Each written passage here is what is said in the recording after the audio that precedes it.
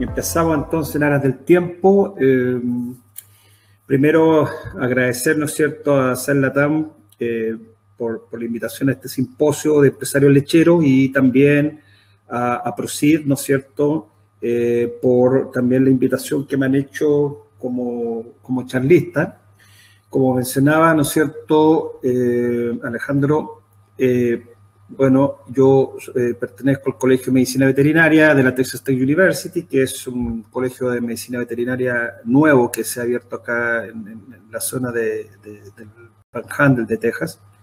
Y por eso voy a partir diciendo, como parte de académico de la Texas Tech University, tengo que hacer una declaración de conflicto de intereses, que primero no tengo ningún conflicto de interés con ninguna institución o empresa ligada a este simposio lechero, cosa que me permite, ¿no es cierto?, trabajar con mucha tranquilidad. ¿Okay?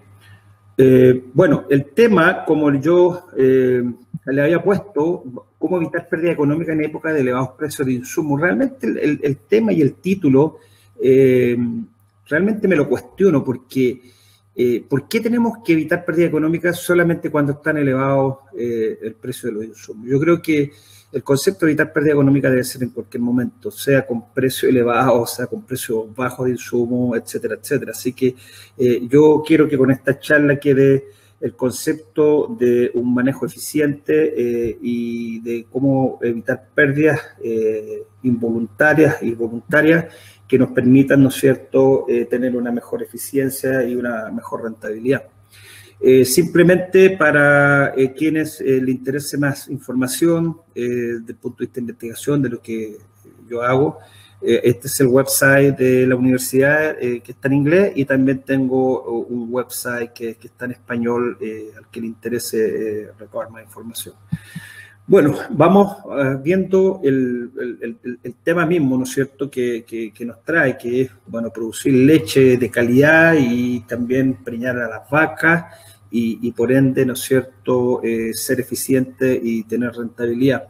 Para eso aquí tenemos todos los factores que inciden, ¿no es cierto?, en esta producción de leche, donde una genética, obviamente, que hemos decidido y que es importante, la vamos a considerar y la vamos a tener que expresar haciendo un buen manejo en términos de lo que es el fenotipo, ¿no es cierto? Y eso tiene mucho que ver la nutrición y el ambiente, y a su vez acompaña con la época del año. De ese punto de vista, lo que es ambiente y época del año, el cow comfort, ¿no es cierto?, el confort de la vaca hoy en día, hoy por hoy, es un tema, un hot topic que se dice acá en todo Estados Unidos y en todo el mundo. El que no entiende ese concepto, mejor que no se dedique a producir leche. Si no le damos un confort a la vaca, olvídense, la vaca se va a enfermar, ¿ya? Y le podemos dar aminoácidos protegidos, como se habló en las presentaciones previas, muy excelentes presentaciones de ambas, Juan y Guillermo. Así que, claro, si la vaca no tiene un buen confort, está con estrés calórico, por ejemplo, no sacamos nada con darle aminoácidos protegidos, porque obviamente ese volumen va a estar alterado y no vamos a tener ese balance que Guillermo decía. Por otro lado, todo lo que manejo está hecho por las personas, y si no tenemos los recursos humanos suficientes, no los tenemos bien preparados, entrenados, obviamente nada de esto va a funcionar. Así que ese es el concepto que hay que tener. Entonces, cuando enfrentamos vacas de alta producción, da lo mismo pastoreo, da lo mismo también vaca estabulada, porque dentro de pastoreo también tengo un grupo de alta producción, y aunque den menos leche que a lo mejor de un rebaño estabulado, pero siempre vamos a tener grupos de alta producción, y son los animales que vamos a tener, ¿no es cierto?, con mayor pérdida de condición corporal. Son animales que van a presentar quizás la mayor incidencia de problemas clínicos y principalmente problemas de tipo metabólico, que están muy asociados, y por ende van a tener afectada también la fertilidad. Entonces, frente a eso, vamos a este esquema, ¿no es cierto?, que nos va a explicar cómo, ¿no es cierto?, tenemos la vaca preparto y después tenemos la vaca que va a estar pariendo, y los primeros 10, 20 días que es la vaca posparto, y sabemos que esta es la vaca en transición, y que para mí y para todos los que están produciendo leche, van a estar de acuerdo conmigo que es el periodo más importante de todo el ciclo productivo de la vaca. Lo que queremos también es optimizar la fertilidad, ¿no es cierto?, 60, 80 días después.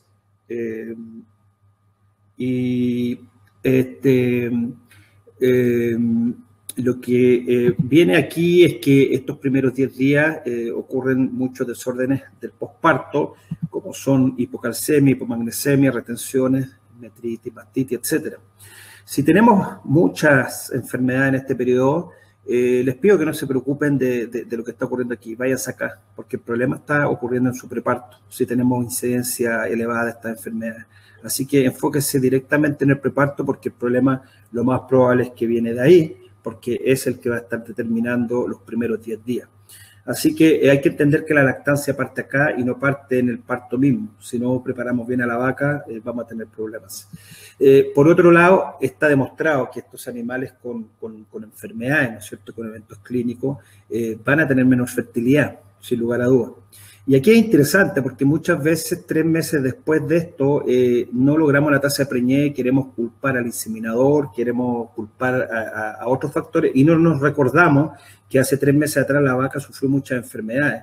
Y por ende, ¿no es cierto?, la memoria es frágil, ¿no es cierto?, tenemos que entender que tenemos que tener un posparto sano, de lo contrario lo vamos a pagar con infertilidad, independiente que tengamos el mejor sistema de detección de celo e independiente que tengamos el mejor inseminador.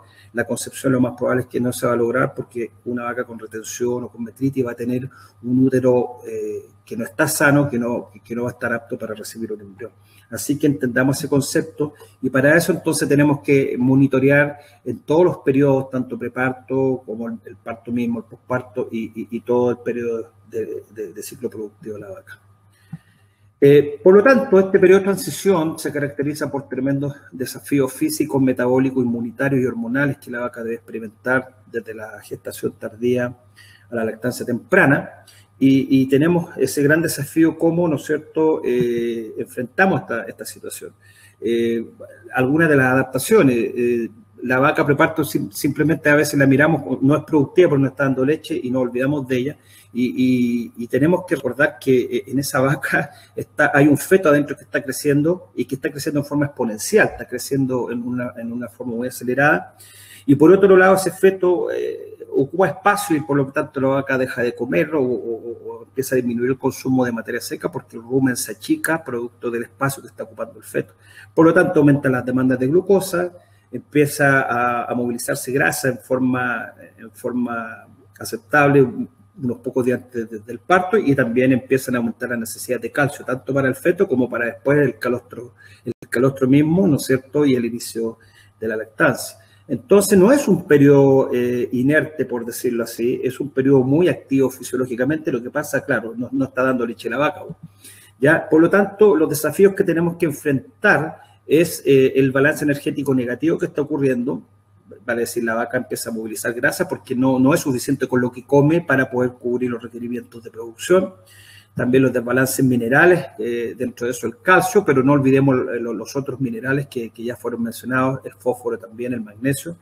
También hay un balance proteico negativo, vimos que muchas veces la vaca recurre a la proteína para poder sintetizar glucosa, que dijimos que es importante para lo que es la producción de leche, la lactosa en la glándula mamaria. Por otro lado tenemos el social y el confort de la vaca que nunca debemos olvidar, debemos manejar esa parte social, ya que va a estar asociado a lo anterior, y el estrés oxidativo que muy bien lo explicó Guillermo, me pareció muy didáctico la forma que lo presentó. Y todos estos desórdenes metabólicos se van a asociar a la inmunosupresión típica que presenta este animal. Por lo tanto, es un periodo de muchos desafíos, de grandes desafíos que tenemos que trabajar bien, tenemos que hacer bien las cosas. ¿Y por qué? Porque si tenemos muchas enfermedades, bueno, y le queremos poner números, si hay, ¿no es cierto?, productores escuchando, obviamente, veamos que las enfermedades tienen un costo, esto está en dólares, y vean ustedes que lo que puede significar un caso de mastitis, por ejemplo, $426, un caso de una renguera cojera, 330, vean un desplazamiento de lagomazo, $639, es mucho dinero y por lo tanto más vale prevenir que curar, porque obviamente estas enfermedades tienen costos. Para entender entonces todo lo que está ocurriendo, este es el típico ciclo productivo de la vaca, donde ya viene bajando, ¿no es cierto?, su consumo de materia seca. Dijimos que el feto está creciendo, está quitando el espacio, junto con los otros mecanismos fisiológicos que hacen que la vaca coma menos, ¿ya? Y cuando pare la vaca, lamentablemente el consumo no es automáticamente, no aumenta en forma drástica a como es la producción de leche, que aumenta en forma drástica. Por ende, ¿no es cierto?, fíjense que la vaca en su pic de producción está recién comiendo la mitad de lo que es capaz de comer, y por lo tanto la vaca, la única manera que tiene para poder lograr este pic de producción es recurrir a las reservas corporales, ¿no es cierto?, a la condición corporal, para que pueda, ¿no es cierto?, complementar ese bajo consumo que aún tenemos. Entonces es importante que la vaca pueda venir comiendo más antes del parto. No da lo mismo una vaca que pare comiendo 11 kilos que una vaca que pare comiendo 14 kilos. Esos 3 kilos extra o el kilo extra que tiene la vaca preparto le va a permitir, ¿no es cierto?, mejorar su consumo posparto en forma mucho más rápida. Entonces, bueno, tenemos esta condición que ojalá sea una vaca de condición 3,5, no sea una vaca obesa, que va a significar que una vaca obesa come mucho menos y por lo tanto vamos a movilizar mucho más grasa, y eso lo vamos a pagar con hígado graso, como se mencionó, y posteriormente lo vamos a pagar con infertilidad, producto de las enfermedades que van a aparecer como la cetosis y también como desplazamiento de la omaso, por ejemplo. Entonces, para eso vamos a ir a lo práctico, en términos racionales, un programa nutricional apropiado que nos permita, ¿no es cierto?, enfocar estos desafíos en forma eficiente. Y vamos a partir con el más importante, número 1, alimentos de buena calidad, tanto en términos, ¿no es cierto?, organolépticos, la calidad intrínseca nutricional, como también la calidad de lo que significa cómo manejamos alimentos, cómo lo almacenamos. Y vamos a ir desarrollando el resto como muestreo rutinario para poder trabajar bien con estos alimentos y poder utilizar bien los programas de formulación.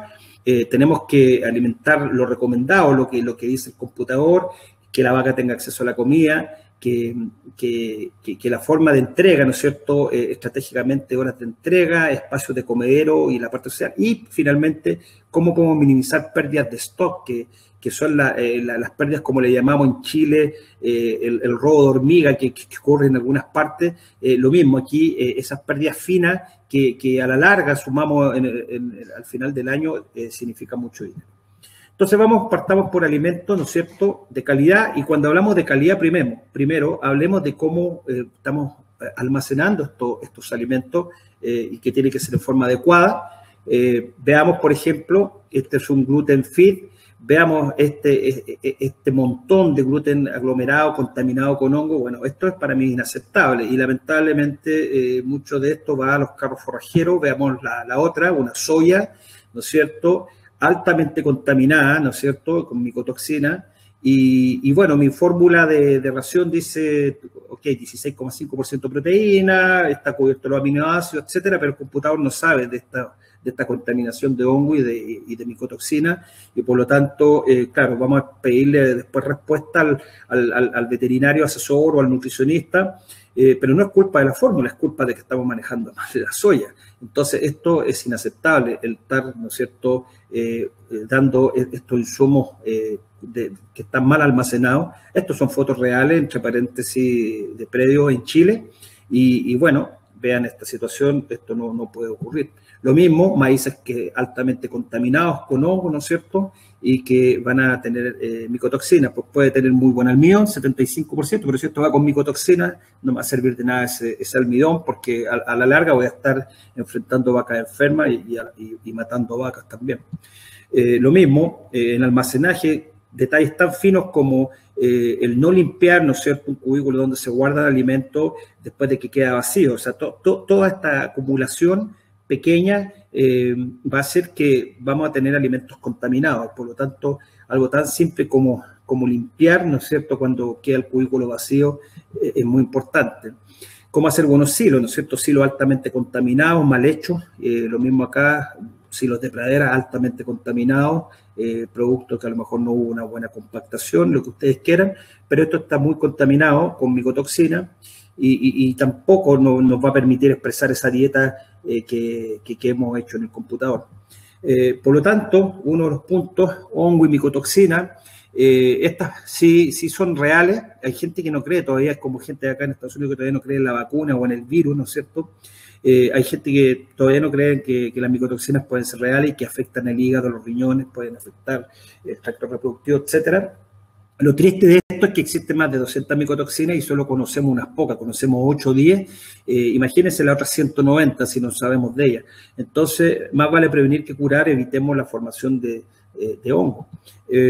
Las que más conocemos, aflatoxina, fumonicina, tricoteceno, etcétera, y la pregunta del $1.000.000, el uso secuestrante, sí me parece bien, pero cuando el alimento va altamente contaminado, lamentablemente los secuestrantes no van a ser suficientes, es una cosa de lógica. Si yo doy 40 gramos de secuestrante, pero esto va altamente contaminado, quizás esos 40 gramos de secuestrante no van a servir de mucho, o van a servir hasta un cierto porcentaje, pero de ahí en adelante no va a ocurrir un efecto positivo.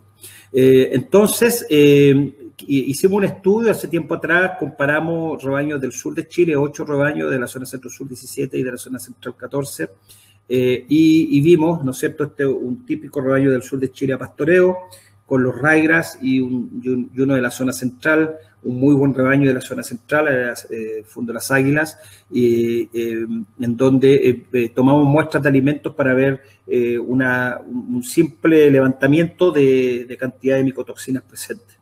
Y lo que vimos es que la mayoría de las micotoxinas, por lo general, tuvieron bajos los niveles internacionales mínimos aceptados, excepto encontramos mucho tricoteceno tipo B, por lo tanto, tanto en la TMR como en los forrajes, por lo tanto es algo de que hay que preocuparse.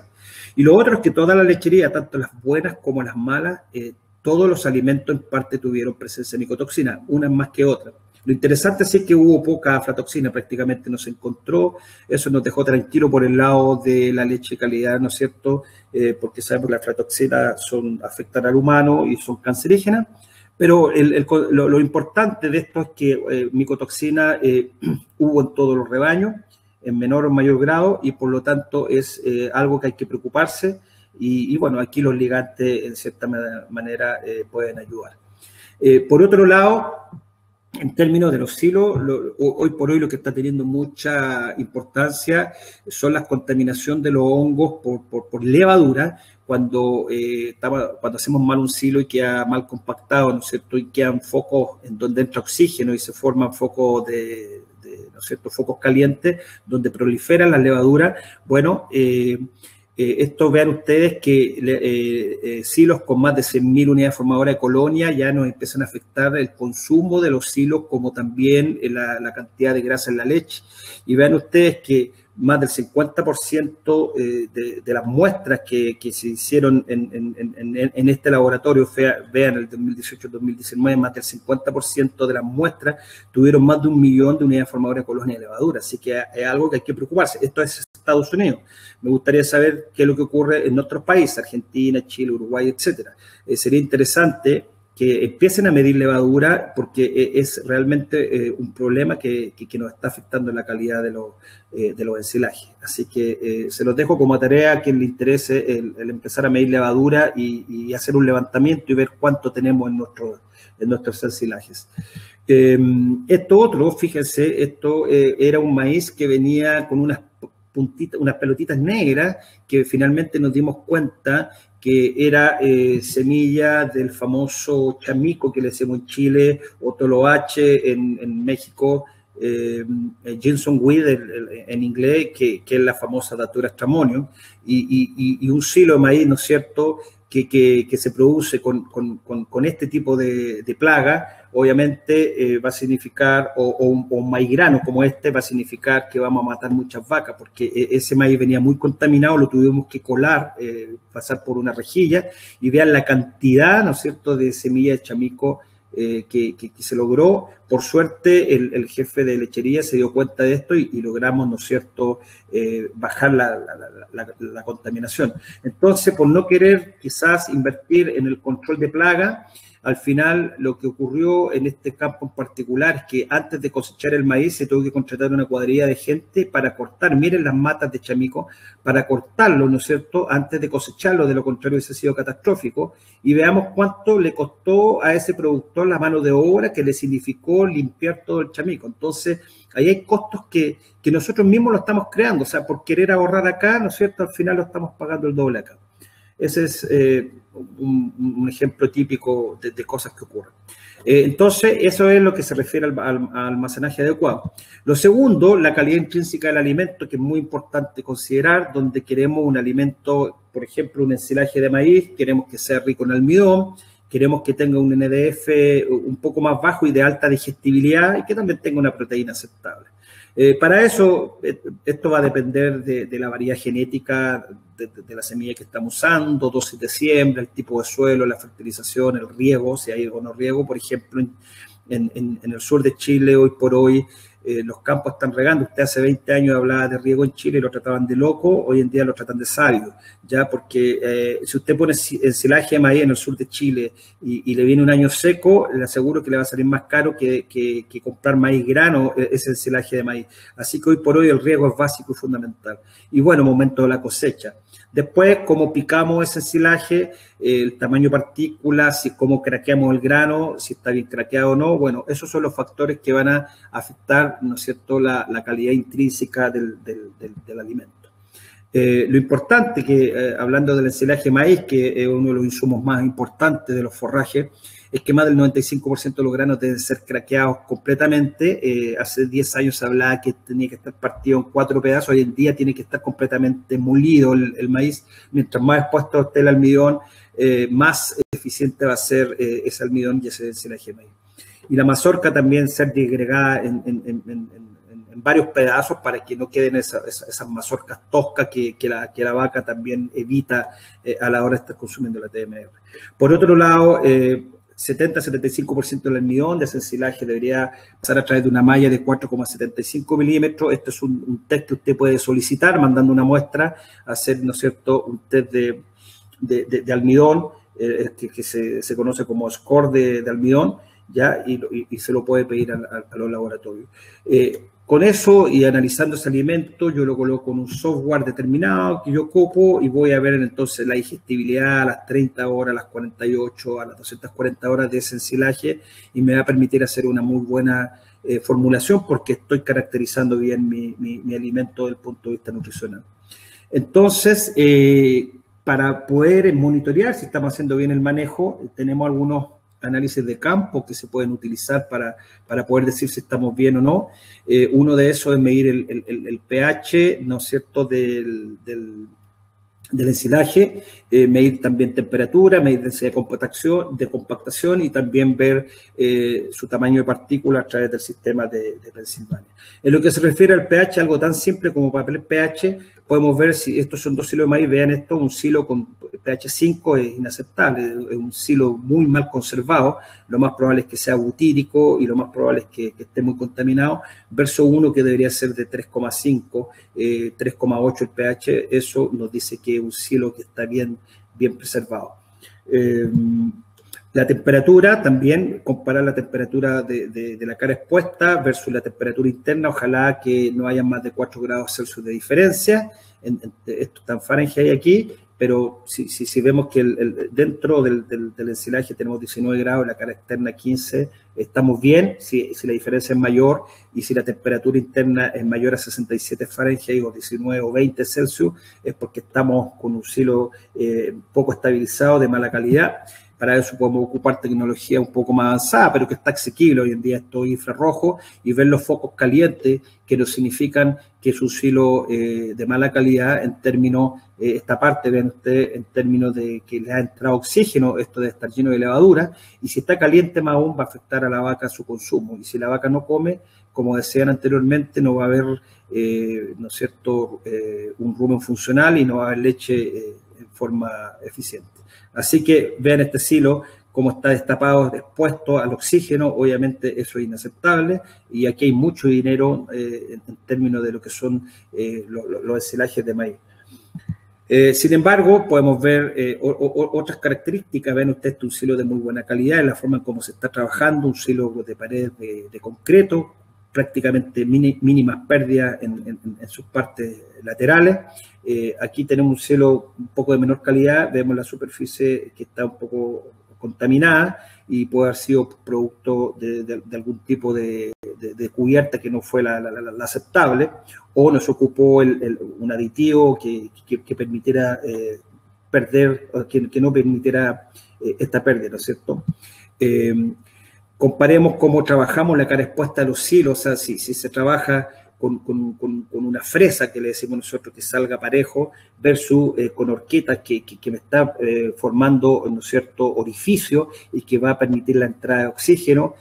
Obviamente hay una gran diferencia, o sea, cosas que son tan simples de entender, pero a veces cuesta más allá llevarla a la práctica. Para eso, bueno, también tenemos que ver lo que se refiere a densidad de compactación para evitar, ¿no es cierto?, que el silo, ¿no es cierto?, entre en oxígeno y tenga focos calientes.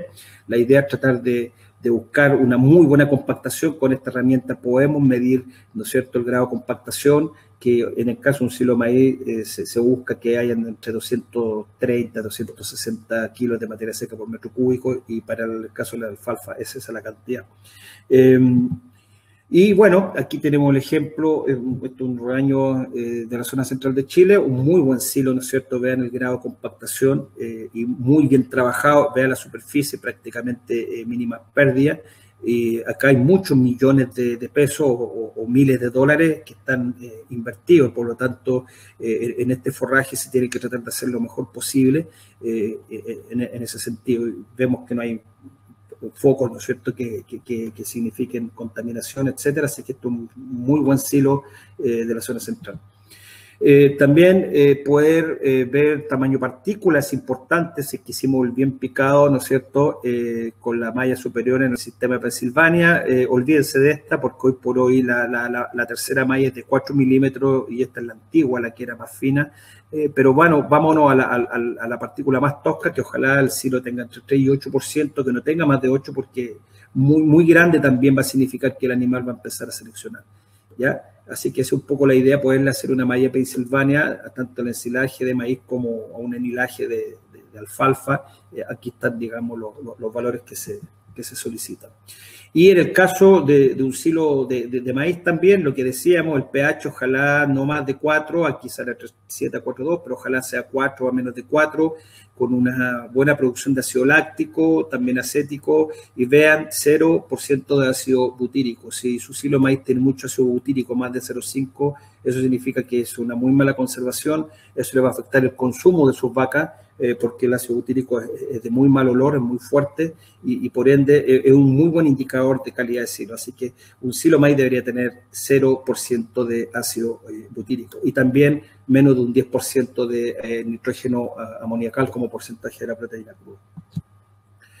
Entonces, ¿por qué es perjudicial una mala conservación del silo de maíz? ¿Y por qué ocurre este calentamiento, estos focos calientes? Bueno, van a haber pérdida económica, donde esto va a estar reflejado porque hay una menor calidad nutritiva del ensilaje. Por otro lado, el animal no lo va a comer si viene caliente, va a disminuir el consumo de materia seca, y por otro lado, si va a estar contaminado con hongo y micotoxina y levaduras, que era lo que les mencionaba, bueno, obviamente la calidad de este ensilaje no va a ser aceptable y vamos a tener pérdidas muy considerables, ¿okay? Por lo tanto, la compactación del silo es importante para evitar la entrada del aire, ¿no es cierto?, considerando un adecuado picado, la humedad también adecuada, ojalá entre 32 y 38% a la cosecha, que no nos permita pasarnos de esos rangos tanto para abajo como hacia arriba. Y lo otro es cómo ir trabajando la cara expuesta, que ese es uno de los principales errores que enfrentamos, ¿no es cierto?, en nuestros países, que es la cara expuesta, que ojalá nos vamos comiendo 20 a 30 centímetros en profundidad del silo. Eso es importante porque nos va a servir para calcular el ancho del silo. Y les pongo un pequeño ejemplo. Una lechera de 700 vacas, que le vamos a dar 20 kilos ¿no es cierto?, de silo de maíz, que equivale a 14.000 kilos al día. Dijimos que en un metro cúbico deberíamos tener 250 kilos de materia seca. Este silo asumamos que tiene un 35% de materia seca, eso equivale a 4.900 kilos de materia seca. Si esos 4.900 los divido por mi compactación ideal, significa que me voy a comer entre 19,5 a 20 metros cúbicos diarios, ¿ya? Si sé eso, ¿ya? Y sé, por otro lado, que voy a poder hacer un silo de altura de 4 metros, ¿no es cierto? Y voy a irme consumiendo 0,3 metros o 30 centímetros de profundidad por despeje, vamos a determinar que el ancho de ese silo no debería ser más de 16,6 metros, ¿ya?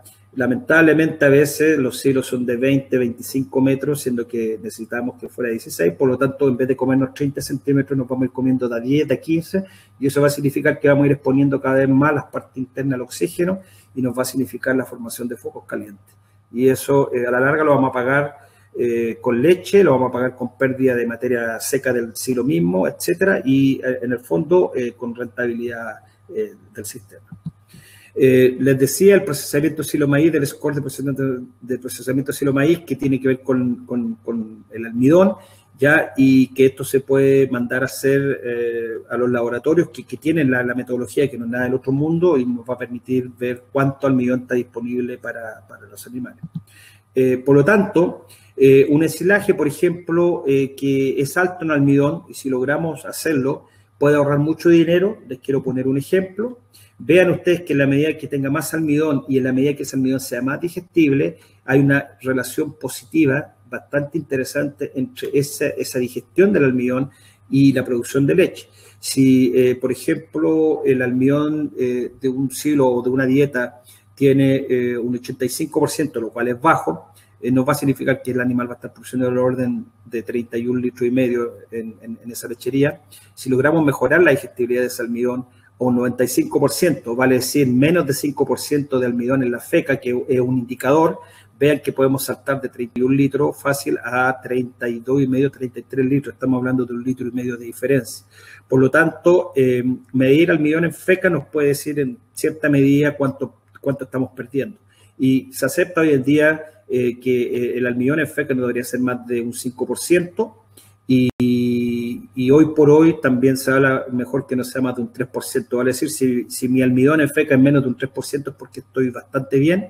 Si mi almidón es un 10% o un 15% en la feca, estoy perdiendo mucho dinero. Y eso tiene que ver con el craqueado, ¿no es cierto? Tiene que ver con el estado de madurez del maíz al momento de la cosecha, etcétera, etcétera. Entonces, veamos todos esos pequeños factores que van a determinar al final cómo se está utilizando el almidón a nivel digestivo. Entonces, asumiendo que el almidón tiene buena digestibilidad, hagamos un ejercicio de un silo que tiene 32% almidón. Usted una dieta que, por lo tanto, le voy a dar 5,5 kilos de maíz grano. Es una dieta para 54 litros al pic de lactancia, tanto por energía como por proteína, y tiene un costo de 5.300, después lo voy a llevar a dólares para que les quede más claro. Y si por ese motivo tengo ahora un almidón de 35, comparando un almidón de 32 y uno de 35, vemos que logrando lo mismo, 54 litros, vean ustedes, me permitió bajar el maíz grano en la dieta a 4,9 kilos versus los 5,5, porque este ensilaje de maíz tiene más almidón, ¿ya? Y eso me hizo bajar el costo de la dieta total. Y en términos de dólares, vemos que la dieta de 32% almidón tiene un costo por animal día de $7,07 y la con 35% almidón 6,99, vale ser un ahorro de 8 centavos de dólar. Multipliquemos un rebaño de 1.500 vacas por 365 días, eso se traduce cerca de $45.000.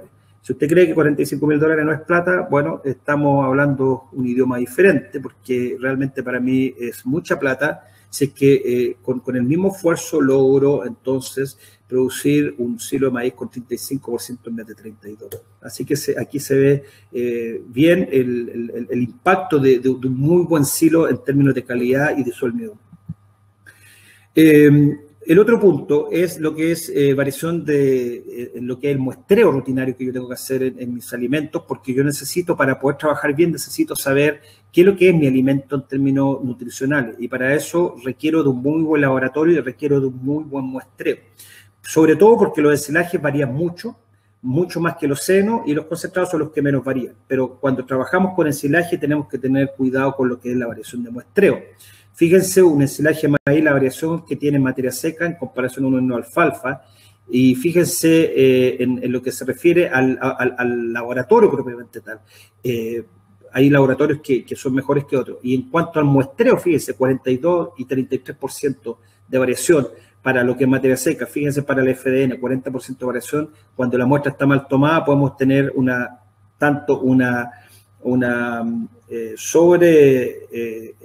expresión del NDF o vamos a estar subestimando el NDF.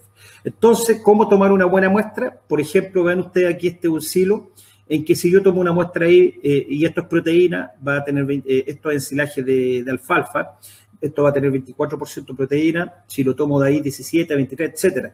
Fíjense que si yo tomara la muestra de ahí, ¿ya? Y uso ese valor para el resto del año con ese puro análisis, voy a estar subestimando la cantidad de proteína, y lo más probable es que voy a perder mucho dinero porque voy a estar comprando, por ejemplo, soya de más, porque creo yo que mi silo tiene 17. Sin embargo, vean la variación, vean cómo hay diferentes cantidades dependiendo de la superficie. Por lo tanto, tengamos cuidado. Si es que yo me basara en esto, significa que a lo mejor en una dieta con 17, en vez de 22%, por ejemplo, el promedio, son 0,3 kilos de soya extra que le estoy dando a los animales, y eso me puede significar también en un rebaño de 500 vacas, me pueden significar $20,000, $21,000, $22,000 hoy por hoy. Lo mismo, entonces, esto se traduce en que la mejor forma de tomar una muestra en un silo es de la pila que se acumula para el día, ¿no es cierto? Vamos a sacar el silo, la cara expuesta, vamos a amontonar, ¿no es cierto?, ese silo en una pila, y si tomamos en forma homogénea, ¿no es cierto?, y representativa varias submuestras, vamos a ver que vamos a tener la mejor muestra porque es lo que tiene menor variabilidad, ¿ok? Siempre de la pila, fíjense, tiene la menor variabilidad en proteína, la menor variabilidad en NDF, la menor variabilidad en proteína soluble. Entonces, esa es la forma de tomar una buena muestra, ¿ya? Por otro lado, existe la variación verdadera del alimento, que es la que yo quiero determinar en términos reales. ¿Por qué? Porque, por ejemplo, estamos cosechando diferentes potereros, diferentes estados fenológicos de la planta, y es la variabilidad que queremos finalmente determinar para hacer un buen trabajo nutricional. Por lo tanto, una forma de eliminar esta variación o disminuir esta variación de muestreo es quizás, por ejemplo, tomar muestras repetidas del mismo material en un mismo día, o muestrar varias veces a través del tiempo, que es lo que yo recomiendo, y tampoco hay que reaccionar en forma exagerada a los cambios, ¿ok? Entonces, una forma es utilizar los promedios móviles, o promediar, ¿no es cierto?, la última muestra con las dos previas, etcétera, etcétera. Y por otro lado también poder registrar cambios ocurridos durante la cosecha. Les pongo un ejemplo, marcar, ¿no es cierto?, esto en un silo maíz, aquí está marcado, que significa que fue cambio postrero. Entonces, si yo estoy trabajando con una muestra, ¿no es cierto?, y estoy avanzando y llego aquí, lo que yo recomiendo es que de aquí en adelante tomemos otra muestra para poder evidenciar el cambio postrero, lo que puede significar en la calidad nutricional de ese silo. Entonces, puntos clave a considerar: variación de muestreo es sustancial para los ensilajes, por lo tanto hay que tomar una buena muestra, hay que ocupar buenas técnicas, muestrear de la pila, ¿ya?, y promediar los resultados de distintas muestras. A modo de ejemplo, rebaños de 50 vacas se recomienda una muestra por mes, rebaño de 100 vacas 2 veces al mes, de 200 vacas 3, de 400 vacas 1 vez por semana, etcétera, etcétera, ¿ya? Y yo sé que muchos no toman nunca muestra y trabajan con datos de tabla, u otros toman la muestra al inicio y la ocupan para todo el año, como les decía, y si esa muestra fue mal tomada y ese número me está dando errado, me va a significar mucha pérdida económica. Por lo tanto, este es lo que se recomienda a nivel de Estados Unidos. La frecuencia de rebaños de más de 600 vacas prácticamente se están tomando muestra cada 3 o cada 5 días para poder tener un mejor reflejo de la calidad nutricional. Entonces, ya tengo ese análisis, lo coloco en mi programa, hago la dieta, puede ser muy buena dieta, ¿ya? Pero yo quiero que esto sea lo que se le da al animal desde el punto de vista de dieta, ¿no es cierto? Por lo tanto, las 4 dietas de la vaca es la que yo he hecho en mi computador, ¿ya? Y que después este señor muy importante es la que la va a preparar, y después este mismo señor es la que la va a entregar, ¿no es cierto?, en el comedero, y finalmente va a haber la dieta que es la que se come la vaca. O sea, si la vaca empieza a burguetear, ¿no es cierto?, y empieza a seleccionar, es muy diferente a la dieta que tenía, ¿no es cierto?, la formulación. Por lo tanto, estas 4 dietas siempre deben ser la misma. Entonces, el rol del nutricionista no es solamente hacer una dieta bonita en el computador y desde la casa mandar un fax y decir, bueno, ese es mi rol de nutricionista. No, mi rol también debe ser las otras 3 dietas que vienen después de la formulación. ¿Cómo hago comer la vaca lo que dice el papel? Y de esa manera eso se traduzca en leche. El análisis de dietas completa, cuidado con ello porque hay variaciones que muchas veces me permiten sacar conclusiones erróneas cuando yo quiero evaluar el trabajo nutricional. Hay mucha variación a lo largo del comedero de las TMR, hay variación en la entrega diaria y variación en la forma en que se muestrea y de los ingredientes. Entonces, tengamos cuidado porque cuando, por ejemplo, tenemos TMR en que en el 95% de las muestras la materia seca puede tener menos de un 5% de error, pero fíjense el FDN. El FDN puede haber un 17% de las muestras que tienen más de un 10% de error. Entonces, el usar el análisis de la TMR como un indicador no es justo. Vean los minerales.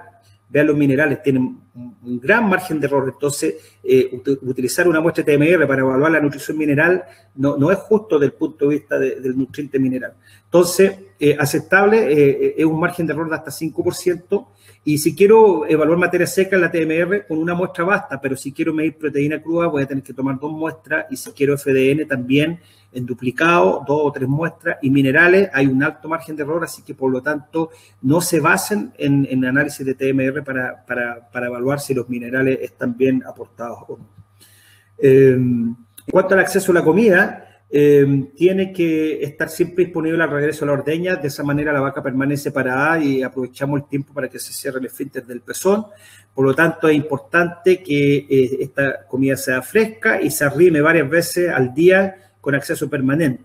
El comedero siempre tiene que tener comida, ¿ya? Y tiene que estar distribuido en forma uniforme.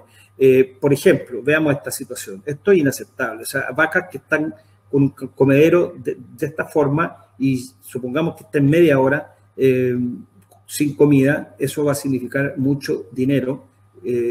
Por ende, ¿no es cierto?, es un detalle que hace la diferencia.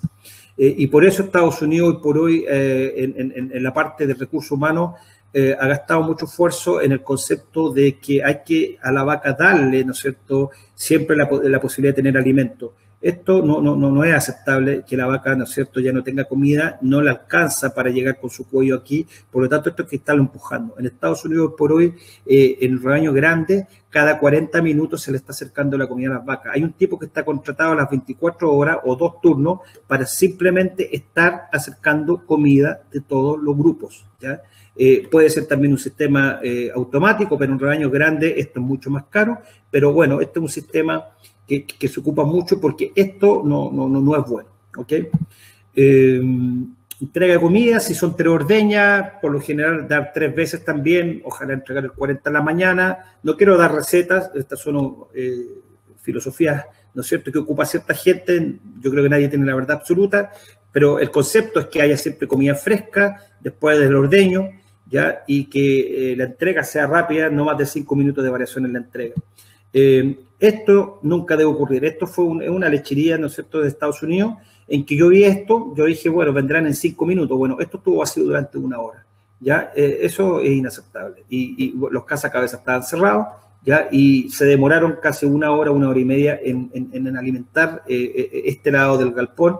Estas vacas más inteligentes están comiendo del residual, pero esto es algo que nunca debería pasar. Preocuparse de otros factores como espacio de comedero y densidad animal, ¿no es cierto? No olvidarse que la vaca de transición es la más importante, por lo tanto la densidad animal no debería ser más del 85%, vale decir, si en el corral preparto me caen 100 vacas, no meter más de 85, y lo mismo en el grupo posparto. También tener el concepto de tener un grupo posparto es importante y también mantener las vaquillas separadas de las vacas. Finalmente, para ir terminando, ¿no es cierto?, minimizar pérdidas de stock, que es lo que se conoce acá en Estados Unidos como shrink. Para eso podemos utilizar programas computacionales que nos permiten, ¿no es cierto?, disminuir las pérdidas tanto en las cargas como en las descargas en el carro forrajero. Un buen almacenaje, como veíamos al inicio, el clima, ¿no es cierto?, tener, ¿no es cierto?, consideración del clima y de algunas plagas que nos pueden afectar y evitar entonces hongo y forraje húmedo y también usar romanas de precisión. Yo creo que muchos de ustedes han enfrentado situaciones de incendios de galpones, lo más probable por un maíz, ¿no es cierto?, con menos de 87% de materia seca, húmedo, o un forraje, ¿no es cierto?, húmedo que combustionó y se prendió y, bueno, quemó todo el galpón. Bueno, esos son los pequeños detalles que hacen la diferencia, ¿ok? Conviene a lo mejor tener un mejor sistema de almacenaje cuando estamos hablando de alimentos caros, ¿no es cierto? Sobre todo los aditivos, que son muy caros, ¿no es cierto? Estos aminoácidos protegidos que se hablaban pueden costar del orden de 8 a 10 dólares el kilo, entonces tener cuidado en mantenerlo en un buen ambiente y protegido de las situaciones del ambiente y del clima. Por lo tanto, si estamos trabajando con cosas finas y caras, a lo mejor tener diferentes fuentes de aplicación, de diferentes silos metálicos que permitan irlo agregando al carro forrajero.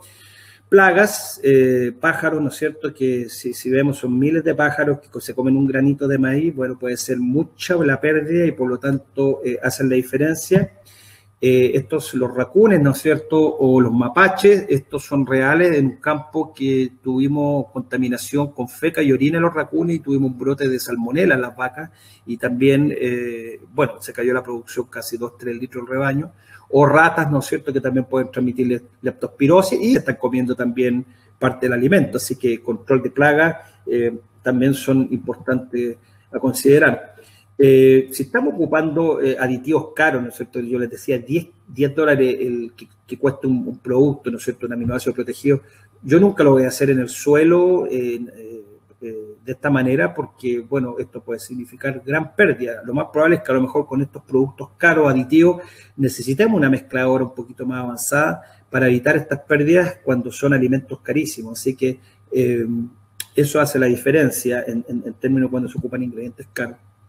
Los recursos humanos lidian con el 55% del costo de producción, por lo tanto tenemos que entrenarlo, el entrenamiento es fundamental, necesitamos precisión y consistencia por parte de ellos, en términos de que trabajen bien de la entrega del alimento para un 4% residual, no más que eso, en la carga de ingredientes en los carros, que ojalá sea menos de un 1% de error, el orden en que se entregan los ingredientes, el tiempo de mezclado, etcétera. Ya para eso, entonces, si queremos evaluar esto, ya, y orden de entrega de los corrales, hora de entrega, etcétera, etcétera, y dentro de eso, para mí es muy importante pesar el residual diario, porque es la única manera que me va a permitir saber cuánto fue el consumo de materia seca.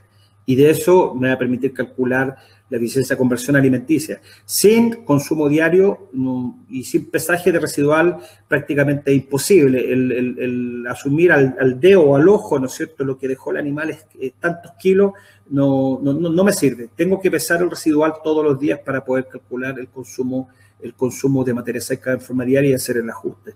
¿Ya? Entonces, si quiero precisión, bueno, tecnología la tenemos, los carros forrajeros con romanas, ¿no es cierto? Tenemos los software que nos permiten decir cuánto hay de variación en términos de precisión, 91%, siendo que las 3 entregas anteriores habían sido 99%, pero algo pasó aquí, ¿ya? Y fíjense acá la precisión bajó a 45,6%, tenemos el nombre del forrajero que estaba mezclando, entonces esto nos permite, no como para amenazar y decir al forrajero, oye, estás mal y te voy a despedir, sino tratar de ayudarlo para que mejore, ¿no es cierto? Fíjense en esta otra situación, hay un 20% más de carga de un insumo, el mismo forrajero, lo que en plata puede significar, eran 12.900 pesos y él dio 14.400, hay un 1.500 de diferencia, y bueno, esto nos permite ayudar a tomar decisiones, ayudar a preparar al trabajador, ¿no es cierto?, a entrenarlo, a hacerle entender que esto es importante, y esto es lo que se conoce como shrink, tratar de evitar estas pérdidas, ¿ya? Entonces, eso nos va a permitir tanto el trabajar en forma precisa y calcular, ¿no es cierto?, el residual para el consumo de materia seca nos va a permitir calcular la eficiencia de conversión alimenticia, que son kilos de alimento por litro producida de leche, ¿no es cierto? Esto se ocupa mucho en Estados Unidos, lo que permite, sobre todo en épocas de precios altos, es importante saber cómo mejorar el ECA, por ejemplo, que es incrementar la producción de leche con el mismo consumo de materia seca, o disminuir el consumo o el costo, y disminuir el consumo de materia seca manteniendo la producción de leche. Entonces, para calcular el ECA necesitamos el consumo de materia seca, si no, olvídese, no lo va a poder calcular nunca. Y esta es la fórmula de leche corregida según la grasa y la proteína, ¿ya? ¿Y qué factores me afectan la ECA? Bueno, el forraje, los forrajes que estamos utilizando y su calidad. Mientras más calidad, mejor va a ser la ECA. Estado de lactancia o días de leche, requerimientos de mantención, número de lactancia, el uso de aditivos y el confort de la vaca, ¿ya? Y, por ejemplo, confort de la vaca, señor que gastó mucho dinero en este galpón y mire, no se le echa prácticamente ninguna vaca, ¿ya? Producto de un mal diseño, ¿no es cierto? No se hizo asesorar, esto no es bueno porque hubo una gran inversión para que no se echen las vacas. He visto muchos casos que me ha tocado recorrer en que galpones nuevos y no hay ninguna vaca que se eche. Esto puede llevar a trauma, nos puede significar pérdidas de animales, ¿no es cierto? Producto de trauma, de que no, por el hecho de que no está bien diseñado. Y esto es la diferencia. Esto es un galpón bajo, un túnel de ventilación. Esto es North Florida Holstein, la mejor lechería de Florida y una de las mejores de Estados Unidos. Vean, esto es un galpón de 2.000 vacas. Y vean, miren el confort, cómo las vacas están echadas. Esta se va a echar, ¿ya? Y bueno, ahí esto hace la diferencia. Estrés por calor. Si no le aportamos sombra, los animales prácticamente jadeando, perdiendo saliva, perdiendo bicarbonato, versus North Florida Holstein. Yo no les estoy pidiendo que hagan esta inversión, sino el dueño de esta lechería se dio cuenta que la pérdida en leche en el tiempo era tal y en fertilidad que a la larga decidió invertir en galpones de ventilación, túneles de ventilación, que le permitió recuperar 7 o 8 litros de leche en verano y a la larga el galpón se pagó. A lo que quiero ir es que el confort de la vaca es importante, no es que todos tengamos que tener este sistema, pero tenemos que evitar esto otro, que es el estrés calórico fuerte, ¿ya? Entonces, ECAs, ¿cuáles son las que se recomiendan según los días de leche? En el caso de un grupo único, en una lechería promedio de días de leche entre 150 y 225, la ECA tiene que ser entre 1,4 a 1,6, vale decir, por cada, ¿no es cierto? Esta es la expresión, usted lo puede hacer por materia seca llevado a leche o leche llevado a materia seca.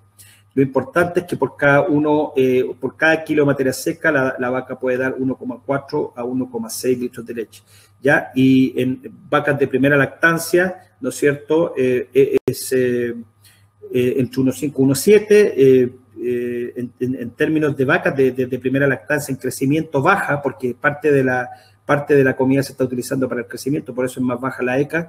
Y bueno, el vaca, ¿no es cierto? En promedio, la ECA debería ser entre 1,4 y 1,6, y si tenemos una ECA de menos de 1,2 es porque estamos haciendo muy mal las cosas. Lo otro es el ingreso por sobre los costos de alimentación, que es lo que mucho ve Estados Unidos, ¿no es cierto? Estos software, ¿no es cierto?, me permiten decir, ver cuánto se gana por sobre la inversión en alimentación. Por ejemplo, esta es una dieta que costó $7,47 por cabeza día y la vaca está produciendo $21,3 en términos de leche.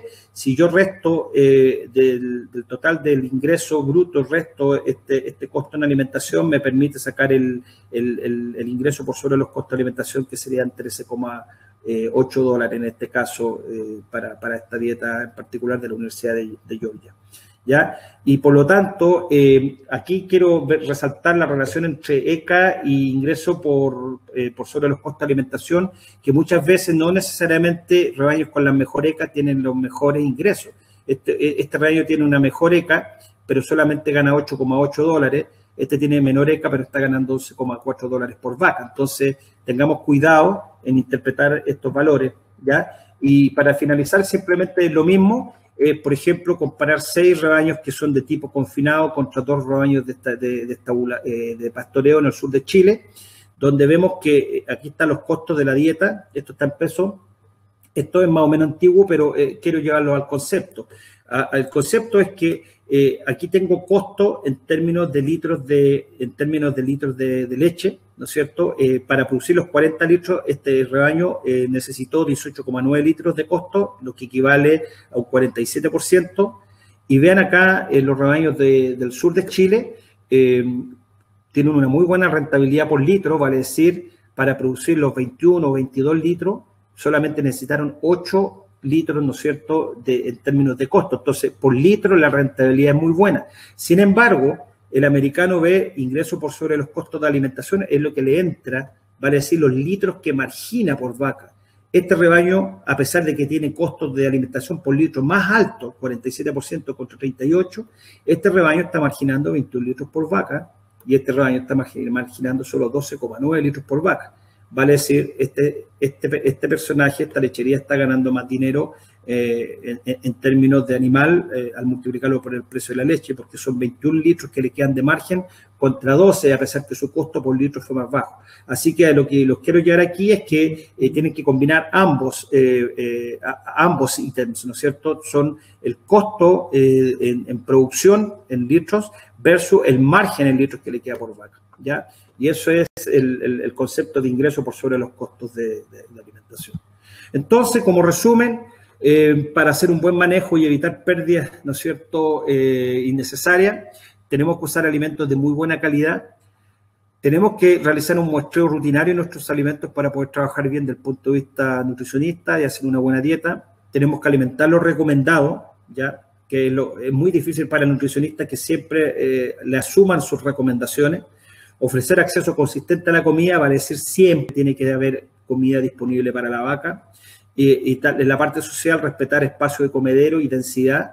Y finalmente, minimizar las pérdidas de stock, ¿no es cierto?, o los famosos shrinks que se conocen en Estados Unidos. Con eso termino mi presentación. Para quienes le interesen después consultas a posterior, aquí están mis dos emails, mi email personal y el email institucional de la Universidad de Texas Tech. Así que con toda confianza, por favor, escríbanme, ¿no es cierto? Aquí tenemos, ¿no es cierto?, un Longhorn defendiéndose de la pandemia. Estamos. Pedro, sin palabras, la verdad que siempre es un placer escucharte. He tenido la suerte y fortuna de escuchar varias ponencias tuyas y siempre la consistencia, la precisión, es un placer realmente. Muchas gracias. Me quedé impresionado con la foto del Longhorn que tenés atrás en la presentación. No saca mucha leche esa raza, ¿no? No saca mucha leche, sí. Pero los beef son muy buenos en ese restaurante en todo caso. Tal cual. Está claro que la lechería es un negocio de los pequeños grandes detalles y que la consistencia de los procesos es fundamental, ¿no?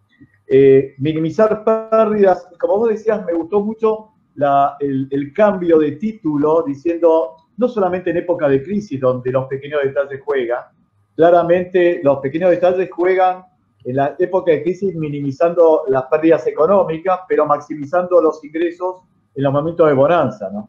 Eso está claro. Y cuando uno repasa tu charla, Pedro, está claro que para mí hay dos elementos que me gustaría que hicieras un análisis que tienen que ver con los protocolos de buenas prácticas para darle consistencia a las rutinas y todo lo que es las nuevas innovaciones tecnológicas que vienen en materia de sensores en los animales para evaluar comportamientos, sensores en los equipos, por ejemplo, en el mixer. ¿Qué tanto pueden ayudar para reducir la brecha de aquellos establecimientos que están alcanzando niveles de eficiencia de conversión, como vos decías, márgenes libres de litros de alimentación, con el resto, con el promedio? Bueno, esa es tecnología nueva que está apareciendo y que está ayudando justamente a mejorar la precisión, a mejorar, ¿no es cierto?, la eficiencia productiva. En Estados Unidos ya se están utilizando en forma comercial muchos de estos sistemas tecnológicos como son los detectores de rumia, ¿no es cierto?, los collares detectores de rumia, los podómetros, ¿no es cierto?, que te permiten ver, ¿no es cierto?, el manejo reproductivo y también enfermedades asociadas. Así que hay muchos rebaños hoy por hoy desde el punto de vista comercial que lo están utilizando y realmente les ha permitido pesquisar vacas enfermas en forma temprana y poder solucionar los problemas en forma temprana, o mejor dicho, prevenirlo. Así que eso se está haciendo. Todo lo que es la robótica, hoy por hoy acá hay una crisis de mano de obra, cuesta mucho encontrar ordeñadores, gente que trabaje en la lechería, y pues, la robótica está entrando muy fuerte, y en otros países también. Yo sé que, bueno, en Chile hay mucho en el sur que tienen robótica, y yo sé que en Argentina también, así que ahí te tienes otra herramienta tecnológica. De lo que es la alimentación, bueno, todos estos carros forjeros que te permiten optimizar la carga, la descarga, es como algo básico y fundamental. O sea, no hay ninguna lechería acá. Tú sabes que los rebaños están disminuyendo en número, pero están creciendo en tamaño. Ya tenemos las mismas 9 millones de vacas en Estados Unidos, pero con mucho menos rebaños. Entonces, son rebaños de 1.000, 2.000, 5.000 vacas. Por lo tanto, mucho dinero en juego. Son empresas, ya no es la lechería familiar, son empresas que trabajan con millones de dólares, y por lo tanto, todas estas cosas que yo mencioné son muy importantes en términos del detalle, el monitoreo, el cálculo de lo que sobra, el residual, para saber en forma exacta y precisa cuánta materia seca está comiendo el animal. Es algo que se hace todos los días, es parte de la rutina. No sé si te respondo. No, perfecto, Pedro. Y completando justamente que venía con la segunda pregunta, hay muchas preguntas puntuales en términos, por ejemplo, de comparar, digamos, el mejor silo, si el silo embolsado es mejor que el bunker, en términos de silo de pastura, pero estoy tratando de ir a lo estratégico, ¿no? Para aprovecharte, digamos. El mejor silo, el que está mejor hecho, y listo. Ya si es bunker o si es bolsa, me da lo mismo, pero el concepto es lo mismo. Si en un bunker logra evitar, ¿no es cierto?, la entrada de oxígeno, logras compactar, logras ocupar aditivos, logras taparlo con plástico rápido, lo hiciste. Y lo mismo en la bolsa, ¿ya? Así que el mejor silo es el que está mejor hecho, y se acabó. Entonces, ¿cuál es el mejor método? Yo sé que uno puede favorecer uno versus otro, pero yo he visto silos bien hechos en ambos sistemas y silos mal hechos en ambos sistemas también, así que el concepto es el mismo. Hay que hacer bien el silo, y ahí están las herramientas para poderlo lograr. Pedro, vos sabés que yo soy muy futbolero y te voy a hacer una pregunta para que la claves en el ángulo. Ok. Digamos, una participante, Mariela, dice, si cuentas con un alimento que no es de buena calidad, la erraste en el picado, la erraste en el embolsado, ¿hay herramientas que se pueden utilizar para disminuir el impacto que esto tiene en la calidad de la dieta y en la producción, por ende? Sí, es como cuando ya está el animal enfermo y hay que tratarlo, ¿no es cierto? Prevenir es mejor que curar, ¿no es cierto? Y bueno, si ya el alimento está mal hecho y bueno, si está putrefacto no hay nada más que hacer, ¿no? Yo no le voy a dar ese alimento a los animales, o si está muy butírico.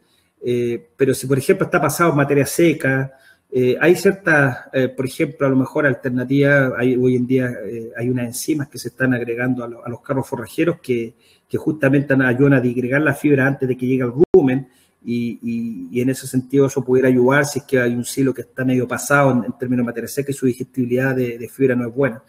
Pero nuevamente, la idea es tratar de evitar llegar a ese alimento de mala calidad, porque hoy por hoy, digamos, es mucho dinero el que está disponible. Una de las cosas que hacemos muchas veces cuando el alimento no es de la mejor calidad, bueno, tiramos al sacrificio a la pobre crianza y se lo vamos a la crianza, ¿no es cierto? Pero no por eso, pues, igual podemos afectar la crianza y lo vamos a pagar después cuando esa vaquilla sea vaca, pero una forma a lo mejor es darle ese alimento a la crianza y bueno, tener que recurrir a comprar otro alimento, lo cual me va a significar mucho más dinero. Así que, nuevamente, para mí, prevenir es la solución y hay que hacer bien las cosas. Prevención, consistencia. ¿Qué mensaje le darías a los que nos están escuchando en Latinoamérica? Vos sabés perfectamente, hablabas que en Estados Unidos la dinámica de los establecimientos son menos, cada vez más grandes, muy pocos explican prácticamente la mitad de la producción. En Latinoamérica, afortunadamente, la tasa de consolidación es mucho menor que en Estados Unidos, en Europa, pero sin embargo existe de alguna manera una aprensión, un miedo de que la escala, hay que buscar la escala para ser competitivo. ¿Qué mensaje le darías a los pequeños o medianos productores que nos escuchan en términos del camino de la eficiencia o de la consistencia para justamente no llegar a ese vaticinio o esa condena? Sí, sí. Bueno, lamentablemente, claro, esta economía de escala maldita que le digo yo, porque claro, justamente estos rebaños de tipo familiar, lamentablemente que han ido desapareciendo, es triste porque todo lo que es la vida rural, ¿no es cierto?, que quizá acá se quiere privilegiar, hoy por hoy acá en Estados Unidos cuesta mucho encontrar gente que trabaje en el campo, los hijos de los lecheros se van a la ciudad, no quieren seguir ordeñando vacas, etcétera. Entonces, claro, los que son rebaños chicos, que obviamente van cuesta arriba porque la economía de escala los afecta, compran más caro que los grandes, es terrible, a mí me descoloca, o sea, ¿por qué el grande tiene que andar comprando, claro, al grande le hacen la rebaja por el volumen y al chico tiene que pagar el costo, ¿no es cierto? Es como cuando uno pide préstamo al banco, el que gana más dinero tiene más acceso al crédito y el que gana menos. Yo creo que este es el mundo de cierta injusticia, por decirlo así, porque los pequeños productores se ven afectados a mayores precios, a menor precio de la leche, porque también se paga por volumen de leche, entonces al final al pequeño productor le pagan menos por el precio de leche, entonces ya tiene que partir con una mochila más pesada que el grande. Entonces no tiene la misma tecnología, claro, cada vez se le complica más. ¿Qué le puedo decir? Ánimo, aliento, tratar de hacer bien las cosas, esforzarse al máximo en términos de los conceptos, ¿no es cierto? Si va a ser un silo chiquitito, pero que lo haga bien, bien picado, bien compactado, bien cubierto, ¿ya? Y de esa manera tener un silo de buena calidad y de esa manera poder ahorrar. Pero lamentablemente la economía de escala lo mata en términos de que tiene que salir a comprar más caro y le pagan menos por su leche. Así que es muy injusto, es muy triste, me da mucha pena.